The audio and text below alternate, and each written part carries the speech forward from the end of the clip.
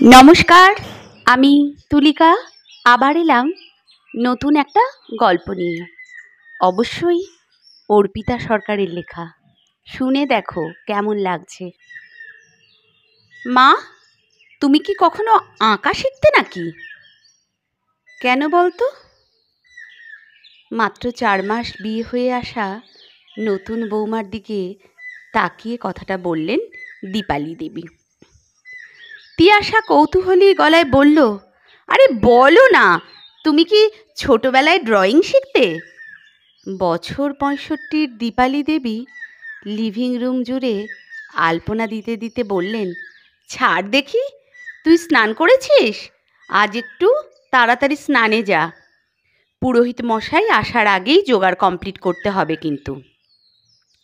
এত বছর একাই করেছি, এবছর থেকে তুইও হাত লাগাবি। লিভিং রুমের মেঝে জুড়ে বিশাল নিখুঁত আলপনার দিকে তাকিয়ে তিয়াশা বলল, মা, তুমি সত্যি কখনো আঁকা শেখোনি? I can't believe this. এত সুন্দর আলপনা আমি কখনো দেখিনি। শ্বশুরমশাই খবরের কাগজ হাতে নিয়ে বসে বললেন, বিয়ের পরে তো শুনেছিলাম তোমার শাশুড়ি মা নাকি ড্রয়িংয়ে ডিস্ট্রিক্ট চ্যাম্পিয়ন হয়েছিল। পুজো পার্বণে আলপনা দেয়া ছাড়া তার কোনো নমুনা তো কোনো দিন দেখলাম না। তিয়াশা বলল, সে কি, তাই নাকি? মা ডিস্ট্রিক্ট ড্রয়িং কম্পিটিশনের উইনার ছিল? তারপর বাপি, তুমি বিয়ের পর কোন কোন কম্পিটিশনে নিয়ে গিয়েছিলে মাকে? শ্বশুরমশাই একটু অপ্রস্তুত গলায় বললেন, আমাদের যৌথ পরিবার ছিল, বাড়ির অনেক কাজের প্রেশার ছিল, বাড়ির বউ আঁকতে বেরোবে এমন পরিস্থিতি ছিল না তখন। তিয়াশা হেসে বলল, সে কি, চর্চা করার সুযোগটুকুও তাকে দেয়া হয়নি? কি সহজে আমরা বলে দিই, তাই না, যে নমুনা তো কিছুই পেলাম না, অথচ কোনো রকম সুযোগ তাকে দেওয়াই হয় না। দীপালি দেবী অপ্রস্তুত গলায় বললেন, এই হচ্ছে এখনকার ছেলে মেয়েদের দোষ, যেগুলো বলতে নেই সেগুলোও তোরা বলে দিস নির্দ্বিধায়, কথায় কথা বাড়ে। বেলা হচ্ছে তিয়াশা, তাড়াতাড়ি আয় মা। তিয়াশা বলল, আমরা সত্যি কথা স্পষ্টভাবে বলতে এবং শুনতে দুটোই পছন্দ করি মা। জাঁকজমক করে লক্ষ্মী পুজো হয়ে গেল। এ কমপ্লেক্সের অনেকেই আসেন ওদের ফ্ল্যাটে প্রসাদ নিতে। দীপালি দেবীকে সবাই পছন্দ করেন, মিশুকে আর নির্বিবাদী বলেই হয়তো এত জনপ্রিয়তা। তিয়াশা প্রত্যেককে ডেকে ডেকে দেখাচ্ছিল, দেখুন এই সব আলপনাগুলো মায়ের আঁকা, মা এককালে জেলা স্তরে পুরস্কার পেতেন। দীপালি দেবী লজ্জায় রাঙা হয়ে যাচ্ছেন এই বয়সে। তিয়াশা সেটা খেয়াল করল। অস্বস্তি, গর্ব, আনন্দ, লজ্জা সব মিলিয়ে ঠিক যেন আসনে বসিয়ে রাখা মা লক্ষ্মীর মতো হয়ে উঠেছে মুখখানা। দিন দুয়েক পরে তিয়াশা অফিস থেকে ফিরেছে, সঙ্গে এই কমপ্লেক্সেরই খান পাঁচেক বাচ্চাকে নিয়ে। ঢুকেই বলল, মা, আজ থেকে তুমি ওদের আঁকা শেখাবে। আমি সবার বাড়ি থেকে পারমিশন নিয়ে এসেছি।